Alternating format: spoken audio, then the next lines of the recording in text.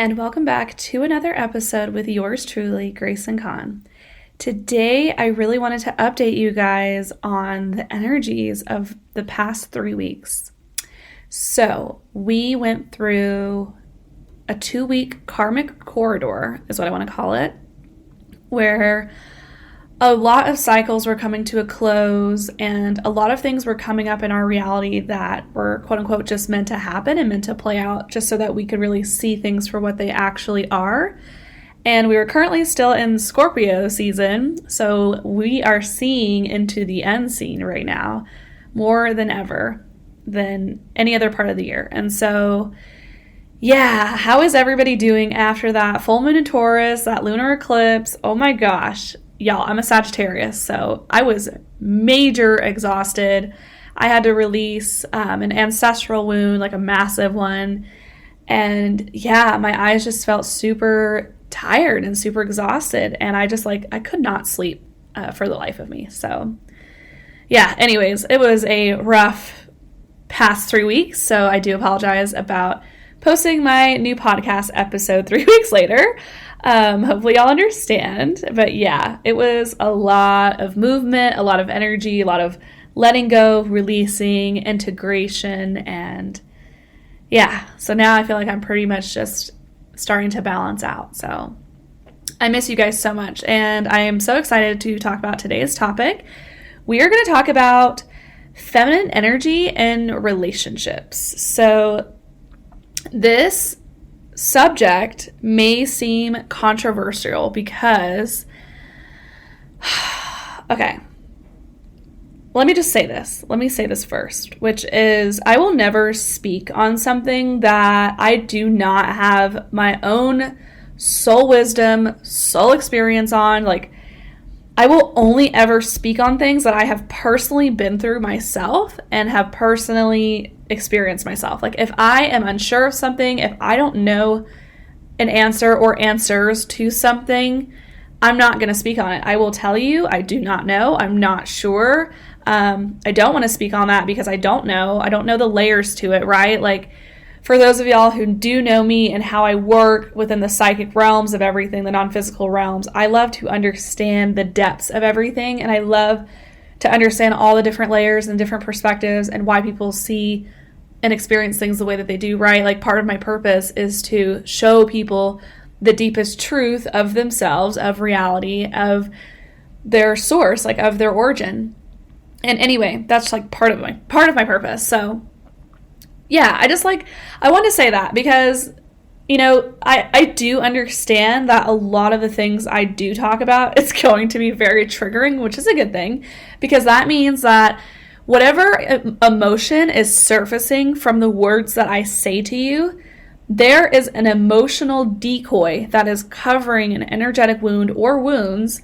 And that emotional decoy, that trigger that you're feeling, that emotional decoy is letting your energy know, hey, there's something deeper here for you.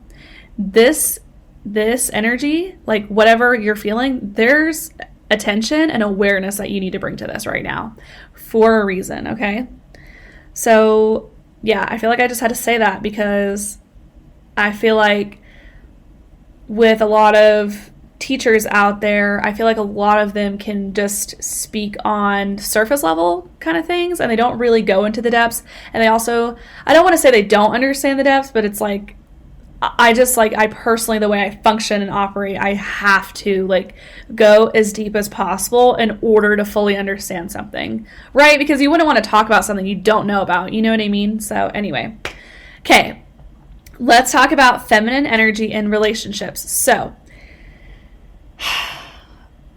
part of my purpose and my mission on this planet is to partake in healing the feminine energy. And specifically, I feel like it is the thread of focusing on how to teach women, specifically women, on leveling up their hygiene. And I'll get into why with all these 3 different points. So specifically leveling up their hygiene, leveling up their wardrobe, their style, and teaching women that investing in themselves is the best thing they can do. Absolutely. Forever. Okay? So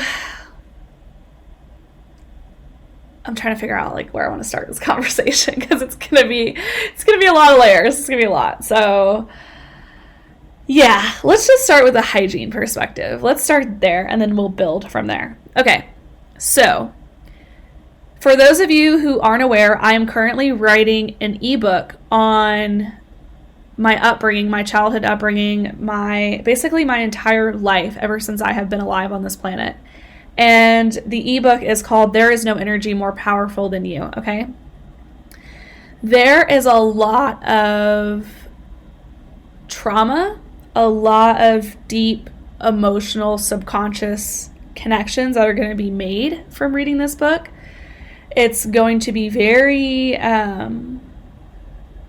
very revealing. I am going to be very vulnerable with a lot of the stuff that I went through, and basically bringing awareness to how our upbringings are not actually normal. They are highly dysfunctional, highly toxic, highly chaotic, and how that can affect you in your growth as an adult, and also how it can inhibit your, like, it can just inhibit so many things, like physically, emotionally, like mentally, all the things. So anyway, I grew up not in the cleanest environments, okay? And because of that, I didn't like to, I wasn't ever comfortable taking a shower all the time. I wasn't comfortable brushing my teeth all of the time. I literally I didn't know how to take care of myself on a hygiene level. Like, nobody ever taught me how to wash my face with a cleanser, a toner, a moisturizer, an enzyme mask, like nobody ever taught me that. I had to teach myself that when I turned 19, 20 years old, when I was finally living alone, and I finally was able to make my own money, and I started living my life, and I was like, I'm gonna go try a facial, I'm gonna go try this, right? I started experimenting with things when I became an adult, and so yeah, I didn't know how to properly take care of myself whatsoever. So if you got that opportunity, just know how fortunate that you are that you got to grow up somewhat healthy, okay? Because I did not know how to wash my face. I did not know how to properly wash my hair or take care of my hair. I have very curly hair. It's kind of it's not super coily curly, but it's actually I don't know how to describe it, honestly, but it's very curly for my genetics, and that has a lot to do with my journey, my earth journey into this lifetime. So the first past life regression that I did, it brought up a lot of it brought up the biggest past life trauma wound that was in my energy and in my body, but I also learned about my very first incarnations on this planet. And my particular earth journey, this is going to sound fucking crazy, y'all, but I totally recommend going to get a past life regression, because it causes you to expand your mind, and it causes you to basically break out of false matrix projections and ideals and belief systems, and just anyways. Yeah, it just opens up your mind and your energy to what else is out there and what you have been before, what you've incarnated as before. So anyway, I learned that one of my very first incarnations was in this ancient town. I think it was called Ancient Kush. I was living in Africa. I was a black woman, and I had super curly hair. I'm pretty sure it was coily curly, major curly. One of the girls who I was doing energy healing with in that lifetime, I actually met her in this lifetime. So crazy. And we actually contracted to meet in this lifetime to bring forth the light on the planet, which is so wild. We literally started out on the planet doing energy healing, and now we're kind of finishing the journey doing energy healing. I don't know, it's just such a trip to think about. But anyways, so yeah, the past life regressionist told me that I've been a black woman. I've been incarnating as a black woman for the majority of my lifetimes on planet Earth, and that is why my hair texture is the way it is, because over the years, I guess so there's soul genetics, and then there's your human physical genetics. Y'all, this is so deep. I can't even get my head around this. So I said, I'm not even gonna explain to you how this works, because I don't even know myself how it fully works. But I do know that she was saying how the reason why my hair is so different from my family is because of my soul history, my soul incarnations. And so that's just pretty wild to think about, how your own previous incarnations can affect your phenotype, like your physical genetics in this lifetime. Like you can totally look so different than your family. But anyway, so where was I going with this? Y'all, I like miss talking to y'all so much. I like trying to like get my mind back together. So yeah, I remember she said that, and then oh yeah, so anyways, we're talking about the hygiene with the curly hair. So yeah, I didn't know how to properly take care of my hair up until recently. Finally, at 26 years old, I finally learned how to freaking properly take care of my hair, y'all. Like, oh my gosh. And what else? Yeah, like I didn't know how to properly like shave or anything. Like I was like, am I supposed to use shaving cream? Am I supposed to use soap? Like, you know, I didn't know how to like properly like clean like my sensitive areas. And so I ended up getting some like, you know, lady issues from using the wrong kind of soaps. Like, y'all, it's just crazy. It's fucking crazy. But anyways, so I do want to say this from my own upbringing and my own mistakes, my own trial and error as like, you know, learning how to take care of myself, like literally from the ground up. Let's just start with how you can learn to take better care of yourself as an adult now, okay? One of the things that I absolutely love to do for self-care is, like for my hygiene, is to go get my nails done. And I'm not saying like to go put plastic on your fingers or your toes. Like, I personally believe that's not necessary, but like, hey, if that's what lights you up, cool. I'm all for it. I don't really care, you know? But I will say this, when you go get a pedicure, personally, I always struggled with ingrown toenails. Like, I still don't fully know why I have them. I know part of the reason I have them is because they help keep me grounded in my body because of my vibration being so freaking high that like pain actually like from my ingrown toenails keeps me grounded in my body, which is the reason why I have them. So anyway, super crazy. And so yeah, I'll go to the nail salon and I'll go get a pedicure every like 3 to 4 weeks. I usually just like feel it out. Like it depends on how bad they are, but I'll go get a pedicure every 3 to 4 weeks. And yeah, I literally just started developing my self-care routine from learning how to take care of myself. Like from, okay. I was like, how can I learn to take care of myself where I'm not in pain? I can be relaxed. Like I'm properly taken care of. I'm properly nourished, right? Like, y'all, I had this reading several years ago from this one medium, and she was like, my spirit guides came through and they were like, you need some extreme nourishing on all the levels, like physical, emotional, right? Like, except for spiritual, because that's always been my like strong suit. But yeah, anyways, so yeah, I started to go get pedicures regularly. Like I started doing that, I want to say, not when I was 17. Well, maybe, no. I think I was either 15 or 16. I was like in high school when I started to do that because, y'all, living with ingrown toenails is very painful, especially like, you know, letting them just like grow and grow and grow into your toes. Like, y'all, just don't do it. Just do yourself a favor and go get your pedicure regularly, okay? So yeah, I would say start normalizing a routine for yourself to go get pedicures, okay? And also, you can get your nails done. Like, I like to personally paint my nails because I don't like having plastic on my fingernails. I release a lot of energy all of the time, right? Like, I'm always doing energy healing. And especially, like, when I'm working with clients, like, I don't want to have their energy trapped in my plastic fingernails because that absolutely happens. And so, yeah, I only paint my nails. Y'all, I remember I saw this one TikTok girl and she was like, it's very low vibrational to have your nails painted. And I was just like, this girl has no idea what she's talking about. Like, absolutely no idea what low vibrational means. Like, okay. So if you ever see something like that, y'all, this is the one time I will say, do not ever listen to somebody like that because they have zero idea of what they're talking about, okay? There's nothing low vibrational about painting your fingernails, okay? That's not even what low vibrational means. So, yeah. I can't stand ignorant people who try to like teach in the spiritual community because I'm like, stop. Like, please go do some more shadow work and some more learning and journeying within because you have no idea what you're talking about, okay? Anyways, so, yeah, I like to get mine painted and they'll clean your cuticles and stuff and give you massages. If you get the luxury manicure, like you can get a luxury manicure for like, what, $30 or something. And then you get like the hot wax, like to release like dead skin. And I remember one time this one lady was cleaning, I think they're called your cuticles. I don't know, like when they're pulling like the dead skin off or whatever it is. I get visuals and also like psychic messages like of old stuff leaving. That also happened to me when I got a haircut, because I was feeling called to get a haircut recently.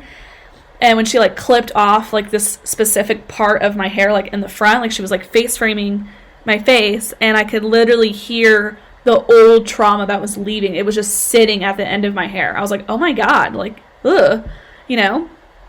And for a while, I would say like, gosh, I think a year, I felt called to not get a haircut. Like they were like, do not get a haircut yet, like wait.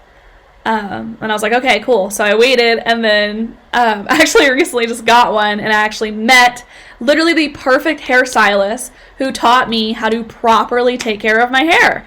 And yeah, anyways, so crazy how that works. But so yeah, step 1, develop a pedi manicure. Oh my gosh, y'all, I'm trying to like speak in short terms. I'm just gonna say it long ways.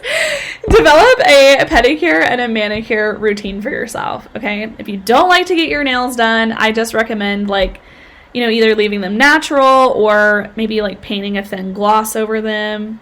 I feel like that's pretty too. Like just looking at the natural nail bed, I think is really pretty. But yeah, anyways. I always go for the luxurious treatments, right? Because I deserve that, and that's what I believe I deserve. And I will become resourceful as fuck and do whatever it takes to make sure that I give myself the best treatment possible with my self-care, right? And if you are just starting, if you're just starting out, like you don't have a lot of money, like, you know, start with the basics and then work your way up once you start making more money.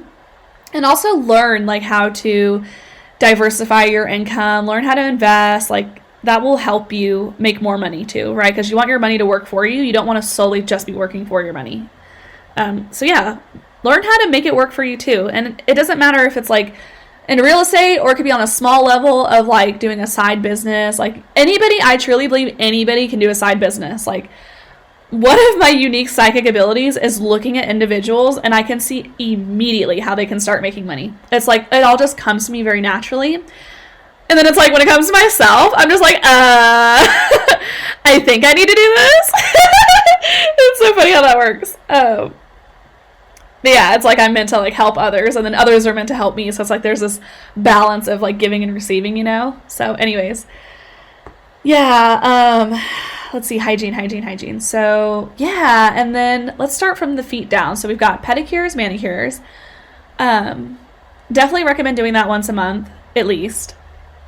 I've gotten to the point now where I like to go get pedicures every 3 weeks, sometimes 4 weeks, but definitely every 3 weeks. Anyways, and then I like to get a massage once a month. So sometimes I alternate between an hour, and sometimes I alternate for like an hour and a half with like the salt stones. It just depends on how much energy I'm releasing that month and what physical activity I did for the month. And so this last month I did a lot of releasing. I did a lot of physical activity, and I was like, oh my God, I definitely need salt stones in an hour and a half this time. But you know, when it's just like a pretty chill average kind of month, like a slow month, I usually just opt for an hour, and that's like enough. Like I really don't even need that much. And so yeah, scheduling monthly massages for yourself. You guys can do it. They have massage studios all over the place in the freaking United States, like at least. I don't know about other countries, but in the United States, we have massage studios everywhere. And in Utah, you can literally go to a massage studio and pay like $79 a month for a monthly membership. Like, y'all, that's really not even that bad. You are going to spend that money in fast food in like 2 days anyway, so you might as well like take that money and invest it every month for yourself, right? Make healthier choices. Love yourself, right? So, okay. Yeah, so step 2, getting monthly massages, and then just kind of like eyeballing it to what your physical body needs like during that monthly time frame. And this is also going to teach you how to connect more to your body wisdom, connect more to your body, listening to your body, honoring your body. This is also going to connect you to listening to your boundaries, right? This is going to help you build and set boundaries in a way like, this is super deep, guys. Like, I'm telling you, nurturing your feminine energy, this self-care energy is crazy, massively transforming. So yeah. Okay. Step 3 is, personally, I feel like this is optional. This isn't mandatory, but I feel like it'll make your life so much easier, ladies. Okay. I get sugared once a month. So back home in Charleston, South Carolina, they have this organic sugaring studio where they use like a sugaring paste instead of wax. And so I have very sensitive skin. Like, I am pale with red hair. Like, you touch me and I turn red. You know, I'm very sensitive. Very sensitive to pain too. Like, I don't like needles. Like, I don't like any of that stuff. And I remember one time I was like walking down King Street in Charleston and I saw the sugaring studio and I was like, what is that? Like, I'm curious. And I was talking to this girl and she goes, oh yeah, like, we use sugar instead of a wax. Like, it's super gentle on the skin. And at the time, like, I was getting my eyebrows done, like, from somebody plucking them, and it was very painful. Like, I was like, fuck, like, this is how I have to get my eyebrows done. Like, my eyes would always water. I was always uncomfortable. Like, I just didn't like it. I didn't like hot wax because, hell no, that was like way too intense for my skin. I was like, not doing that. And the tweezing and all of that, it was just super painful and uncomfortable. I'm like, okay, well, I'm going to try sugaring and see how this goes, right? So I got my eyebrows sugared. I was like, oh wow, like, that was so easy. Like, it literally was like painless. Like, I didn't even feel it. And that's like a lot coming from somebody who's very freaking sensitive, you know? There were times where, like, they had to, like, tweeze, like, the tiny little hairs that the sugar couldn't get. There was, like, 1 or 2. But even then, like, it doesn't even bother me now. Like, I would say, like, I'm older. Like, I'm 26 now. And so, yeah, like, it just didn't even faze me. It was, like, a more relaxing, comfortable experience. And so I made the choice when I was, like, 19, I think, when I came across sugaring. So, yeah, I was like, oh, my gosh, I'm going to start doing this instead of getting my eyebrows tweezed. Like, this is way nicer. And it was like the same price that, you know, you had to pay to get your eyebrows tweezed. I'm like, well, I'm going to pay the same price and, like, have a nicer experience. The fuck? So then I started getting my eyebrows sugared. And then eventually I started getting my Brazilian done. I started getting my Brazilian sugared. Y'all, I haven't shaved in like a year. And it's so nice. Like, I'm telling you, go get sugared. If I can handle it, you guys can handle it. Like, I'm telling you, it's amazing. Like, it makes self-care so much easier. Like, totally optional though. Like, it just depends on how much convenience you want in your life. And I personally love convenience, especially being a businesswoman. Like, I need it. So, yeah. Anyways, it has become a necessity for me. And it's like, it's just easier because then you don't have to, like, think when you go, like, swimming or to the beach or, like, to a water park. Like, you can literally just throw on your bathing suit and you're good to go. Like, my sugarings literally last me for, like, 3 weeks to a month. So, you know, and when you don't shave, you're like, I gotta shave, you know? So it's like one less thing you have to think about. And I feel like nurturing your feminine to the point where, like, the less you think about, the better. Like, that is, like, where you want to be and where you want to get to. If that kind of makes sense, right? Like, you don't want to have to constantly think about your hygiene, like, when you're going out in public or, like, when you have to, like, rush to leave the house. Like, I used to have to do that all the time. Like, I'd be thinking, like, oh my god, my hair's a mess. Oh my god, I look like shit. I look ugly. Oh my god, I look like this. Oh my god, I haven't shaved. Oh my god, oh my god, oh my god, oh my god. And I'm like, okay, enough is enough. Like, we need to start taking care of ourselves. We need to do a better job of taking care of ourselves, okay? All right, moving on. So, yeah, step 4. Is this step 4? I lost count of the steps. So, yeah, Brazilian, totally optional. Personally, is a necessity for me. Okay. And then the next thing I would say for hygiene is, this is also optional. I would say it can be a necessity depending on where you're at in your life. Where I'm at in my life right now, it's not a necessity. It will become a necessity though. Like, I'm like channeling it right now. Like, yeah, it's going to become a part of my routine. However, I haven't found my favorite place yet. And I don't think I've put that out into the universe. I'm going to do that now. Universe, I'm going to find my perfect facial place. You're going to show me where my perfect facial place exists in Utah. Because I used to have one in Charleston, and I'm not flying a 6-hour flight just to go get a facial. Like, that's not happening. So yeah, this is the next one. So getting a regular facial every month. Personally, I do not do this. I used to, but I don't do it anymore because I haven't found my favorite facial spa yet. I feel like I will. I feel like I'm already getting answers. There's like a lot of stuff coming through right now, so I guess I'll go try that either this month or next month. But anyways, yeah, like I haven't found my facial spot yet, my favorite one yet, where I like all the products, where I like the entire experience, right? Like I'm very picky about my self-care. I'm very picky. Like I have to like everything. My skin has to like everything. You know, it has to be worth what I'm paying for, right? Like I see everything that I'm doing to myself as an investment for myself, like whether it's physical, emotional, mental, like everything that I spend on myself is an investment. So I really want to enjoy what it is that I'm paying for, you know, because it's very annoying. Like when I moved to Utah and I was going to a bunch of different places, like to try out facials, like I literally, the first place I went, like one of their products like burned my skin. I was like, what the heck? Like this has never happened to me like during a facial, and it just made the whole experience like suck, you know, because then you're not relaxed, like you're uncomfortable the whole time, and then you don't want to be rude, like you don't want to be a Karen and be like, oh my gosh, like I actually didn't enjoy this, like, you know. And so it's just, I hate, like I really don't like the awkward conversations. I don't like the uncomfortable conversations, like, and I know they're necessary, but, and that's part of like me becoming like me being like a recovering people pleaser, you know.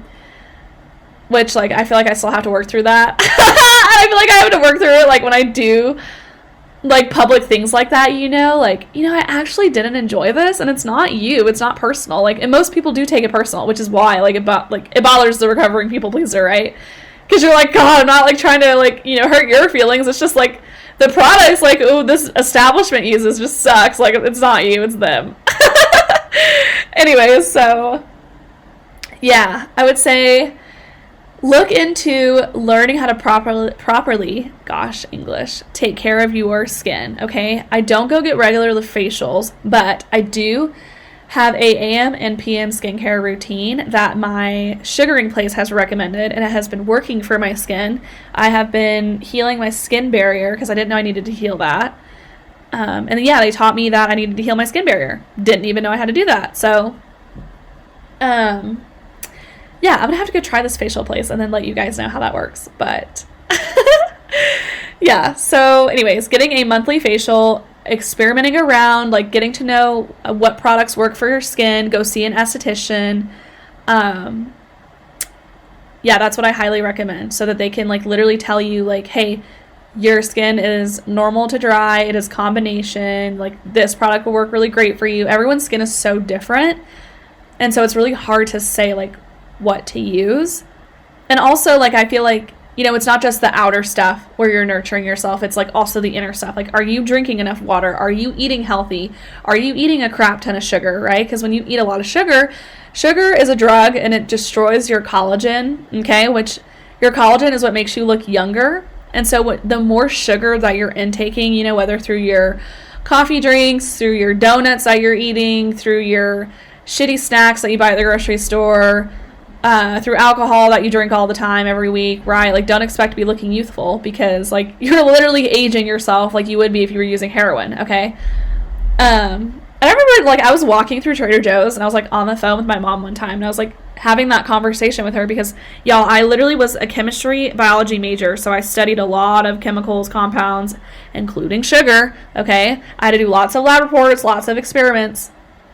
So, you know, that is something I'm very well versed in. And like I said at the beginning of this podcast, I will not speak on something I don't know, right?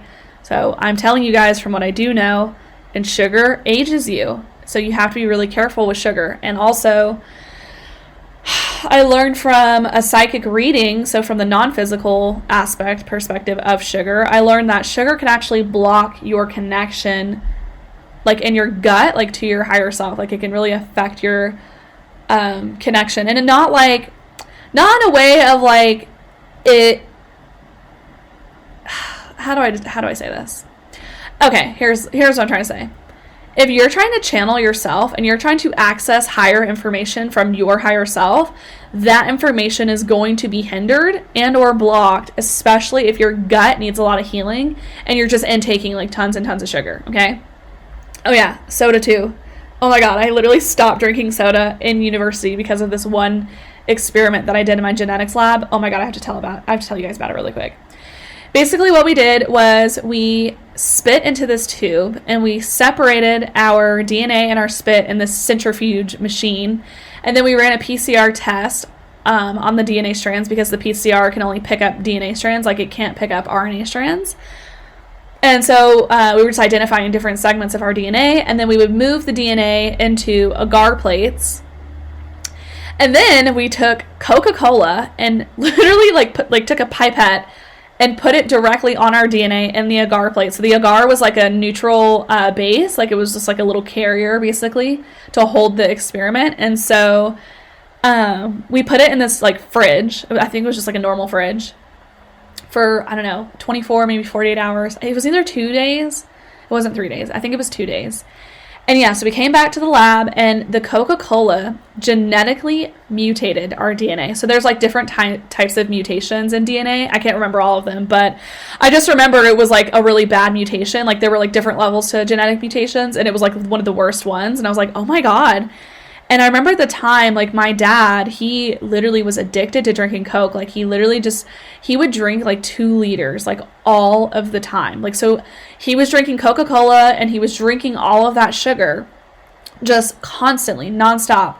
And at the time I was a bartender. So I was like bartending, trying to survive, like, you know, working, paying my bills, and going to college like full time. Like I would literally took over 17 credit hours in university. For those of you who don't know, that's like, basically, you're going to school from sun up to sundown. Like, I would be in school from 8 a.m. to, like, 7 p.m. And then I would go to work. I'd go bartend from, like, 4 p.m. to 4 a.m. So, yeah, I was super exhausted. Like, just maxed out all the way.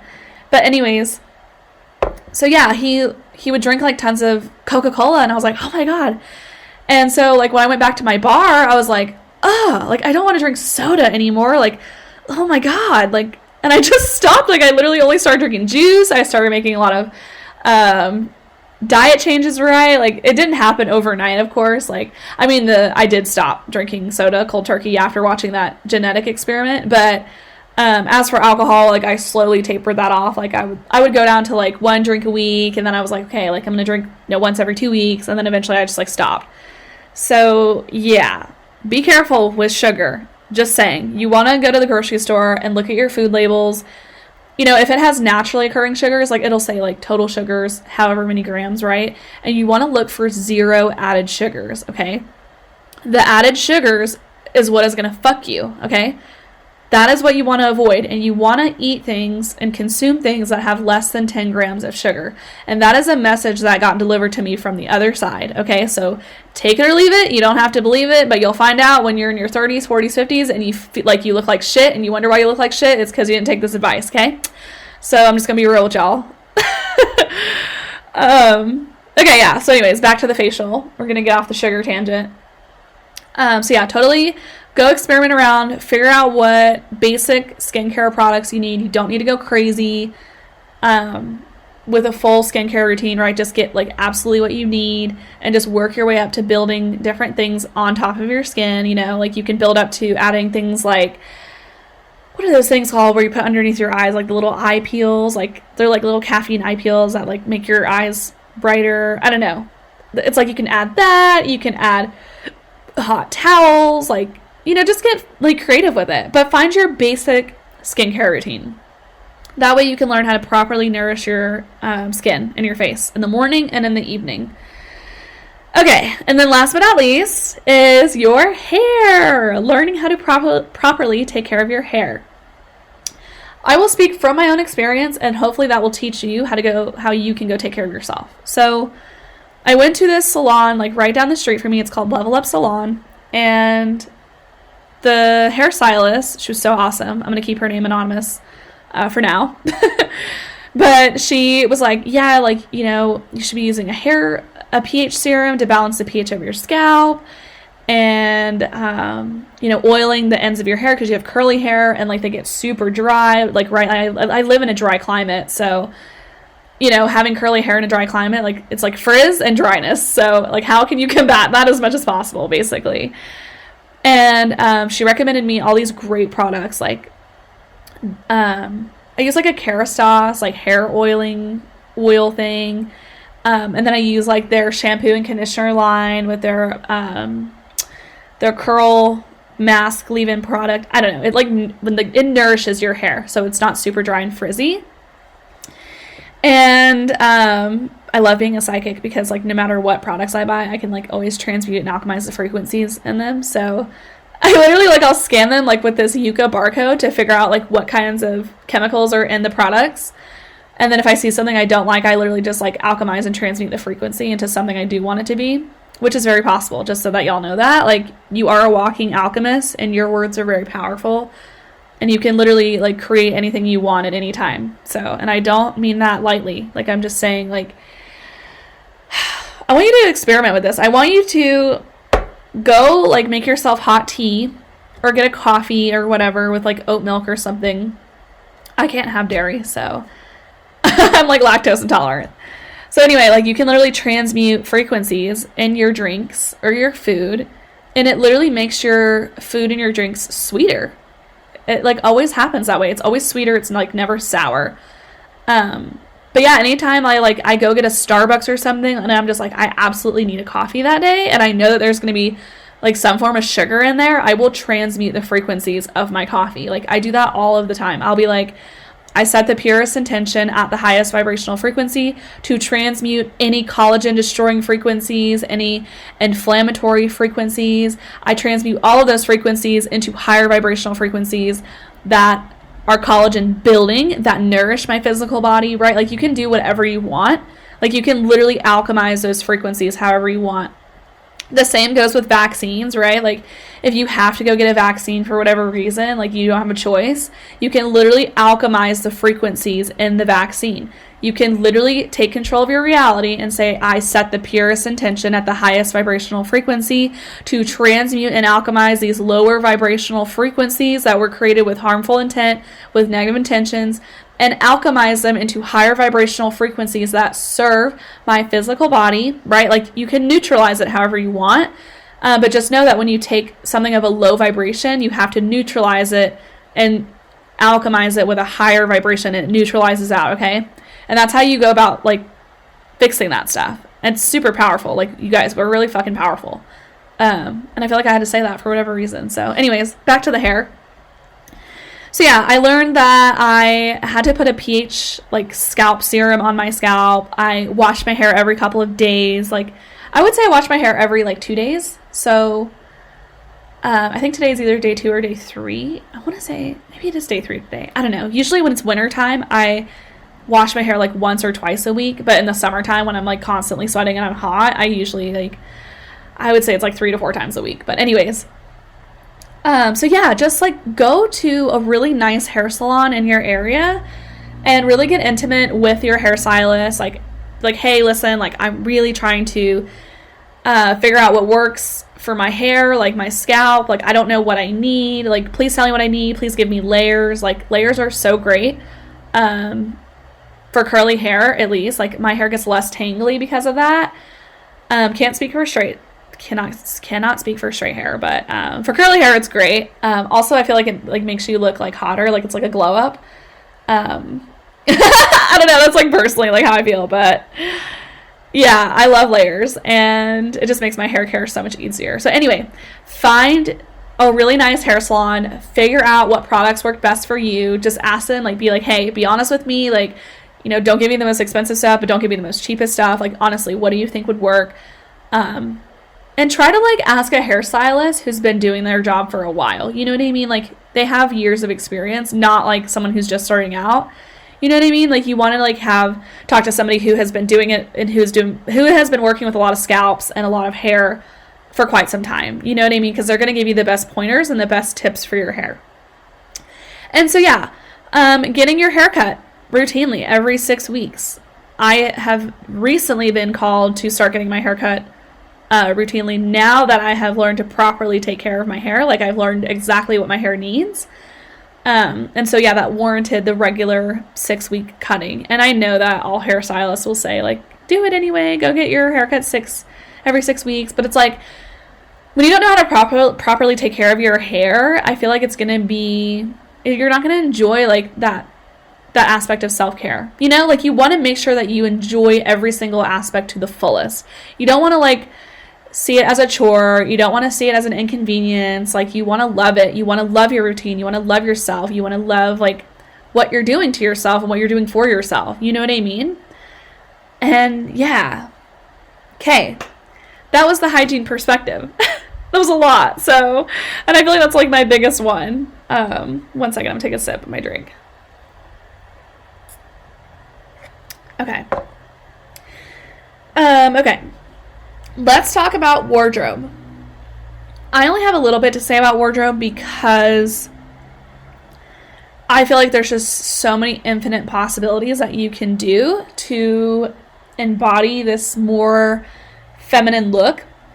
And I feel like there's like a soft feminine look and there's like a dark feminine look. And I feel like my personality is very dark feminine. And so, like, to balance my own energy out, I like to dress very soft feminine. So, with that being said, I'm only going to speak for the soft feminine look because I really, honestly, I don't know how to dress dark feminine. Yeah, anyways. So, if you want to feel more soft, if you want to look more soft, I would say wearing a lot more skirts, dresses, things that are flowy, because feminine energy is very flowy. And so when you're mirroring that energy into the physical, like through your wardrobe, I feel like it really brings out, like it connects the physical to the non-physical a lot easier, if that makes sense. And so when I'm wearing like my skirts for the gym, or I'm just wearing a simple like dress to go to the grocery store, or I like to wear, like, I don't know if they're called like ruffle tops. I don't really know what they're called, but they just like, they look feminine. You guys know what I'm talking about, where they're like puffed at the sleeves, like puff sleeve shirts, like turtlenecks with scarves, ruffled socks, right? Like that stick out of your shoes, like anything that makes you like appear more like feminine, like that hyper feminine look, you know, wearing ribbons in your hair, wearing bows in your hair, headbands, you know, matching hair pieces, bedazzling hair pieces. I personally like to wear pearls. If you like to wear silver or gold or whatever, like, do it. Like, embody that. And I feel like a lot of gold just reminds me so much of ancient Egypt. Like, every time I put gold on, all I think about is like Isis and like ancient Egypt. But 1 second. Super thirsty today. Okay. Yeah, like just really playing around with different accessories and different pieces of clothing that make you feel more feminine. One of the things that I do that make me feel more feminine is having a giant, like, what I would call like a statement coat. And it's like very pink. It's very, I would say it's like a magenta pink. And it reminds me of Elle Woods from that movie Legally Blonde.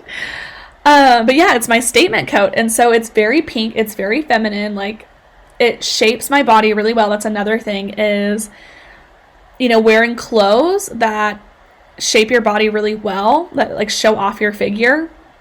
I know back home, like whenever I would like go to prom and stuff, I'd always like get my prom dress tailored and like hemmed. I got my wedding dress hemmed. I got bridesmaid dresses hemmed and tailored, all of that stuff, right?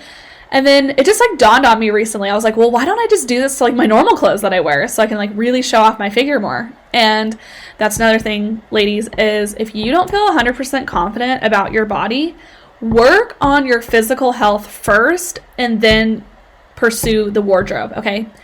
Because you want to make sure that you feel 100% confident with yourself, like with your body, before you start making like drastic wardrobe changes, because otherwise you're just going to perpetuate this like this low self-esteem, low quality image of yourself, if that makes sense. Because you're like, oh, well, this doesn't fit me the way I want it to. Like, I don't look how I want to in this outfit.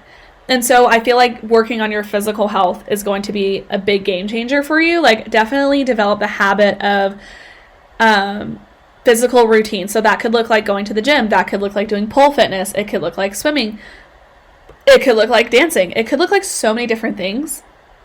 But I personally recommend getting a personal trainer and like literally just picking one area of your body that you want to target. And this is what I did. So at the beginning of, I would say the end of 2022, actually, the end of 2022, I went to this gym. It's about like 15 minutes away from my house. And I decided like, okay, what's like the most insecure aspect of my body that I'm most insecure about? And it's literally my butt.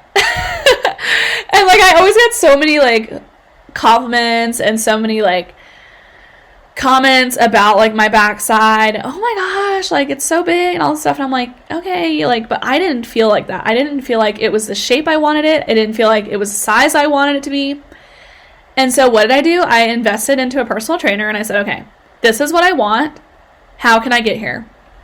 And so, yeah, that's literally what I focused on. I focused on growing my booty. I focused on learning how to intake protein and recovering, like all kinds of stuff. And then after my booty got to the size that I wanted, I actually felt confident with my butt. And I was like, wow, like there's nothing I would change about it now. Like I feel so freaking good about it. And anyways, I gotta sneeze 1 second. Oh, excuse me. And then I was like, okay, well, I kind of want to like flatten my stomach just a little bit. Like I don't want a super like 6-pack, but I definitely want to tone my stomach. And so then like, now I'm toning my stomach. I'm doing Pilates. Like that's still a work in progress. And it probably took me almost a year. It took me almost a year to get like my dream butt basically. And so you really have to have patience with yourself. And, it's those 1% things that make a difference. It makes all of the difference, right? Like I would not have had my dream butt had I not done the 1% work. The 1% work looks like getting off work, going to the gym, creating the habit of like releasing all the physical, mental, and emotional stress from my day by working out. And I went to the gym, whether I was sad, angry, happy. It didn't matter what emotion that I was temporarily feeling that day. I still went to the gym no matter how awful or how good I felt. And that is what created the habit of going and like becoming a part of who I am. So that's super, super key. So yeah, I would say do your physical, like develop that physical routine first and then start, going after the wardrobe that you want. And then that way, like, I feel like you'll have more freedom and more, like a better time shopping. Like I used to view shopping as like a chore, as like something I hated because I didn't love my body. I didn't love myself. And I hated shopping. I just absolutely hated it. I dreaded it. I was like, oh my God, I don't want to go to the store. Like I have to get myself a new bathing suit and I don't want to. Like I have to go do this and I don't want to. So yeah, really healing like your perception, your self-concept of your body image, healing like physically. Like I'm telling you guys, get into shape. Like get into physical shape. Start with one thing at a time, don't go crazy, like just, be gentle with yourself. Your journey is a marathon. It is not overnight. So yeah, I feel like I'm going to have my dream body like by the summer of 2024, honestly. Let's see. I started Pilates, I think in like September, I want to say. So yeah, I'll be pretty close by next summer because I go to Pilates every week and I do my gym stuff that I normally do and I do cardio. I do my dance fitness once a week, so I'm chilling. And I eat pretty healthy. Like I don't eat unhealthy, so I have like nothing to worry about. Like because I've created all those as habits, and that's another thing. Give yourself grace. Like when you have those random urges to eat something super heavy, like okay, maybe your body needs that for that day, but find that balance. Like eat 80% healthy, 20% unhealthy until you start getting the habit of like being disgusted by the unhealthy. You know what I mean? So yeah. Y'all, I haven't done a long podcast in a while. So if I get silent, I'm just like drinking my drink. I'm like super thirsty today for whatever reason. Yeah, let's see if there's anything else I want to touch on that. Oh yeah. Also, to top off the wardrobe aspect, definitely using a signature scent. Go to a nice perfume store, go to Ulta, doesn't really matter, and pick your favorite scent and just wear that like every time you go out. and start creating the habit of your self-care routine of spraying on your perfume, whether you leave the house or not, because in that way you're like prepared to leave and you don't have to like worry about if you stink or smell good. Again, like it's less thinking. It's like more just being, which is what the kind of energy you want to get to and the kind of energy that you want to sit in. So yeah, I think right now I'm using, I think it's called Jimmy Choo Fever is what it's called. It smells so good. Oh my gosh. That's another thing. You can transmute the frequencies in your perfume if you choose to do so. There's a lot of perfumes out there that I've noticed that are name brand. I don't typically buy designer things. I don't like designer. I only bought the one I have in Ulta because I smelled it in Target and I was like, oh my God, it smells so good. Anyways, yeah, I really hate designer things. Like, I don't like designer. Like, even if I become, not even if, but even when I become a multimillionaire, like, I'm not spending any money on Chanel or Louis Vuitton. Like, none of that shit. That's a whole other conversation for another podcast. But just know that those kinds of luxury brands do not participate in high vibrational activities. And that's all I'm going to say for now. So, anyways, yeah, what else was I gonna say? Yeah, I don't know. I think that's it about the perfume and, like, the wardrobe. What was the other point? So there was, like, the hygiene, the wardrobe. Oh, yeah, I want to talk about the energy healing. I know I said something else. I said something different at the beginning of the podcast, but I really want to talk about the third aspect, which is the energy healing of the feminine. I cannot remember what the freak I said, but it's okay. I feel like the energy healing is the most important aspect anyway. So, healing the feminine energy. If you have no idea where to start with that, let me tell you this. The first step to healing your feminine energy from within is awakening her. And I say her because I affiliate her and she with the feminine. It's just easier that way. Awakening her in your energy. Like, you can make the simple statement of, I choose to awaken my feminine energy now. It could be as simple as that. You might feel tingles. You might feel something. You might feel like something just loosened up in your energy, but just know that that statement is very powerful, and just know that when you make that statement, there is energy healing that ensues, okay? What do I mean by this? There are going to be self-worth issues that come up. There are going to be inner child stuff that come up. There are going to be deeply rooted things that surface. Deeply rooted relationship issues that surface. Why are you attracting the same narcissistic pattern in your life? Why are you attracted to the dysfunctional pattern in your life? Why are you anxious attachment? Why are you avoidant attachment? Why don't you have a secure attachment in your relationships? You know, there's so much stuff that starts getting brought up to the surface. When I started my feminine energy healing, I want to say, God, what month was it? I think I started it in 2023. So the beginning of this year. I think I started in January. I awoken my feminine energy, and I had this,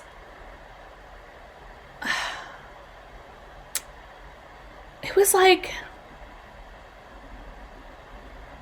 I had this whole other, like, wounded energy existing, like, a part of myself. Like, it didn't feel like it was me, if that makes sense. It felt like it was just like a branch of my wounded self. That's the best way I can describe it. Anyways, there was a lot of, like, jealousy and enviness I had to heal within myself. And I started by awakening her. I started by doing a meditation to awaken my feminine. And then intuitively, I was just drawn to doing different things to heal my feminine energy. So we have, I don't know if they're called, like, meridian lines. I'm not really sure if that's the correct label for them. But we do have different feminine lines within our energy. So we have, like, a Kali Ma line. We have a Eris line. We have a Hecate line. We have a Medusa line. And when I was healing specifically my Medusa line, it was so crazy. I used to struggle, like, I wouldn't say struggle. I would say I used to have a hard time, like, orgasming with certain partners, and I, like, could not figure out why. I was like, why is it so easier for other people and not, like, for like these guys. Like I just like, I couldn't like figure it out. So anyway, when I was healing my Medusa line, I had some stuck energy there. There's also entities, like there can also be like entity attachments in those lines. So I had to do a lot of entity removals from that energy. Like it was crazy, all it was deep. And this is another thing that I do. Like I'm trying to figure out if I want to do this in my healing sessions moving forward, or if I like just want to create a course or something and teaching both men and women how to heal their feminine lines. Anyway, so I remember like after I cleared my Medusa meridian line, it was like I felt this blocked energy like leave where my G-spot was. And this is so crazy. I was like, whoa. Like I literally had energy blocking like access to source. So basically when you have an orgasm, you are directly connecting to source energy. Like you are experiencing pure life force energy.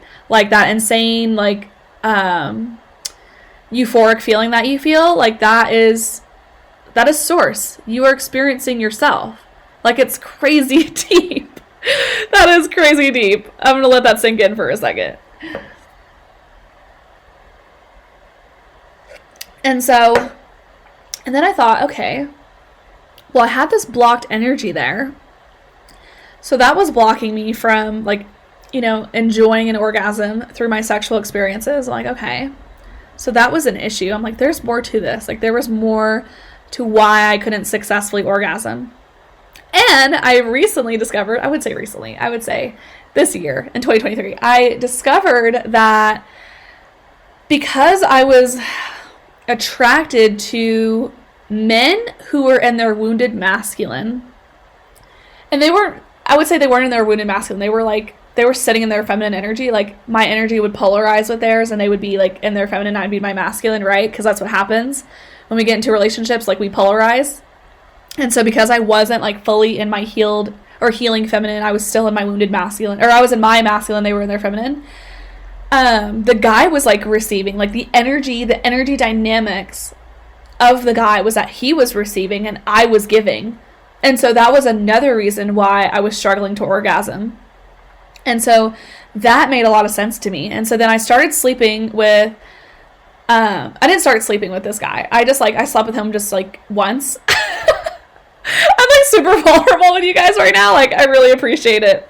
I really appreciate y'all just like listening and just not judging. If you're judging, I don't really care. But anyways, we all have our, you know, our skeletons. So anyway, I was sleeping with this guy once, and I actually did this on purpose. Like I was experimenting. I was like, okay, let me try sleeping with a guy who's in his masculine energy so I can be in my feminine. Like I want to know what it's like to sleep with a guy who's going to be the giver and I'm going to be the receiver. Oh my God. It was like total game changer. I was like, whoa, okay. Like now I know what I'm sexually attracted to, right? Because like I did that little experiment of like, holy shit, like this guy, like the whole time, all he was concerned about was, you know, me experiencing my full release, me enjoying everything. Like, you know, it was like all the attention was on me. And that is how the feminine energy thrives. Feminine energy thrives through praise, through like being taken care of, like led, right? Like, so like when I was like with this guy, I was like, oh my God, like this is amazing. Like why have I not been doing this my whole sex life? Like what the fuck? And so anyway, I had that realization, and I was like, okay, now I feel like I'm like totally like I'm attracted to a totally different kind of guy. Like, okay, hold on. And so then I realized, I was like, okay, so I cleared that block that was like inside of me. I did this experiment where I figured out like what kind of guy I was attracted to. Oh my gosh, I feel like I just saw like a orb on my tapestry in my living room. Sorry, that just tripped me out. Anyways, yeah, I was like, okay, like I've done the energy healing around my feminine. Like I feel like I like got to a point where I was pretty good, and I started feeling okay with sitting in my feminine energy. That was another thing. When I did months of feminine energy healing within myself, I was like, I started getting to the point where like I would go out in public And I would just naturally like sit in my feminine. Like I would sit in this like, like this relaxed, surrendered state of being. Like, I don't know how to describe it more than that, but it was just so nice and so peaceful. And when a man that came around me who was a dusty, who was in his feminine energy, it was like his energy was communicating to me that we were competing for princess competition. And I was like, ew, get away from me. And then when I was around men who were in their masculine energy, especially their healthy masculine, their energy was communicating to me, hey, you're safe. I've got you. I'm on the lookout. I am protecting. I'm the leader. I am a provider, right? Like, and then my energy, my feminine energy would just naturally like surrender. And I would just naturally like relax, you know? And so then that ended up, I started changing my relationship dynamics because of that, because I'm like, well, I cannot keep participating in the same dusty dynamics that I originally was engaging in, because it just wasn't working. Like the polarization it would not have ended well, first of all. Like if you're a healing feminine woman and you're literally still messing around with dusty men who are in their feminine energy, like just know that y'all are going to be competing for praise and princess competition and all that, and just tell him to go like screw a guy and go screw a dude, because since that's what y'all are competing for, and just like keep it moving, you know? So anyways, I changed my relationship dynamics because of that, because I was like, holy cow, you know, the kind of energy that I desire to experience, you know, in my polarized relationships, I desire a masculine man. Like, this is so important to me. And then I also like thought about it. I was like, okay. I was like, one, I've established myself financially. I am a high value woman, right? Like I have boundaries, I have standards. I'm not afraid to say what I feel or think. I'm not afraid to defend myself, right? Like I was just like racking my brain about how much growth I had achieved like in 2023. And then I thought to myself, and I was just like, why would I ever settle for a man who could not replicate what I'm already doing for myself? Okay. As a woman who was in her masculine energy for basically over 25 years, okay, we know that we have the capacity to just give and give and give, and not just give to ourselves, we would give to our partners, right? Like our feminine men that we dated, we would give to them. We would help them with their bills. We would help them. We would, you know, pay for the tab. Like we would fucking do everything. And so when a fucking feminine guy literally comes at you and says, well, I can't afford that. And it's like, oh, okay, well, bye. You're not worthy of my time and energy then. You know what I mean? Because it's like, if I can do that for myself and I have the capacity to support somebody else, why can't you do that? Right? Like, it's because you can, you choose not to. You want to be in your feminine energy. You want to repeat your subconscious relationship with your toxic, abusive mother. That's what you want in your relationships. You are subconsciously seeking out a relationship with your narcissistic, abusive, emotionally unavailable mother. And that's it. That is what it comes down to. It took me years to get through the psychology of why I was so attracted to men like that. And it was because of like my own healing and patterns that I had to heal from too.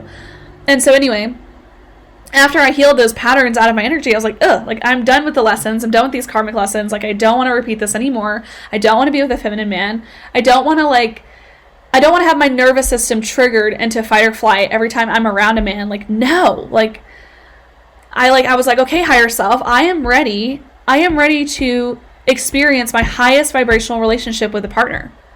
You know, and ever since then, it's like my energy has been calling in healthy masculine men who, guess what, want to give and give and give because they are established, because they understand their role in the polarized relationship. They understand that they're a man and the masculine does, gives, provides, and leads, right? That is a mirror of my own masculine energy, right? Because men and women have both.